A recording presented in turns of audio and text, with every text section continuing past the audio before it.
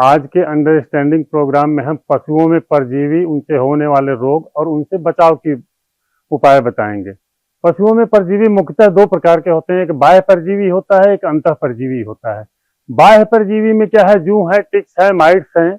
इनकी पहचान करने के लिए अच्छा होता है कि इनके शरीर के ऊपर से अगर हाथ फेरा जाए तो इनके जितने भी पालतू पशु होते हैं उनके शरीर बिल्कुल रफ दिखाई पड़ते हैं, सॉफ्ट नहीं रहते हैं, नरम नहीं रहते, मुलायम नहीं रहते। या और पहचान पकड़ना है, इनके कान को एक तरफ से देखें तो उनके ऊपर के सारे बाल उड़े हुए दिखाई पड़ेंगे, सर के ऊपर के बाल उड़े हुए दिखाई पड़ेंगे, कोई बाल उनको दिखाई नहीं पड़ेगा।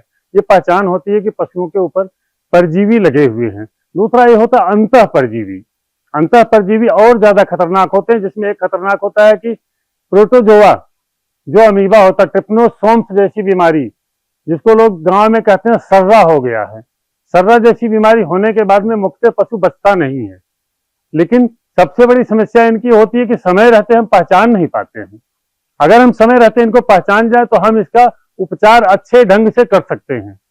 लेकिन अब इनका उपचार क्या है? उपचार करने के लिए है, पहले तो यह है कि इनको समय से, या तो बाह्य परजीवी लगे हुए हैं तो बाह्य परजीवी के लिए ऊपर से कोई ऐसा जैसे साइपरमेथिलीन टाइप में मिक्स युक्त कोई दवा हो, जिसके ऊपर जैसे बिटाक्स है, ब्यूटाक्स है, ये सब लगा करके इनको खत्म कर सकते हैं। या तेल लगा करके, तेल में हल्दी और हींग डाल करके कर सकते हैं, जो घरेलू उपचार है, उससे भी ये अच्छे तरीके से निपट सकते हैं।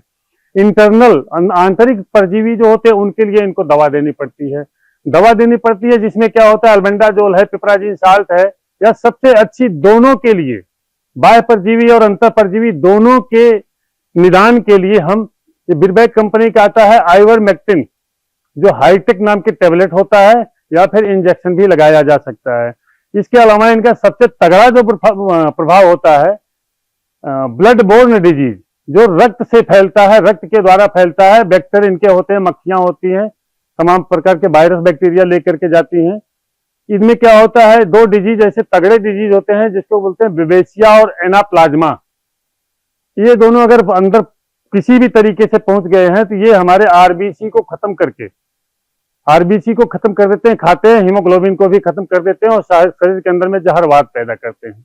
उस जहरवाद से बचने के लिए किसी अच्छे पशु चिकित्सक से परामर्श लेकर के दवा कराएं, उपचार कराएं तो पशु हो सकता है। क्योंकि इससे सबसे बड़ा नुकसान होता है इनके पैदावार पर, और ये केवल पालतू पशुओं में, गाय भैंस में नहीं लगते, ये कुत्तों और बिल्ली में या मुर्गियों में और मुर्गों में भी लगते हैं, जो कि हमारे आहार का एक हिस्सा होता है।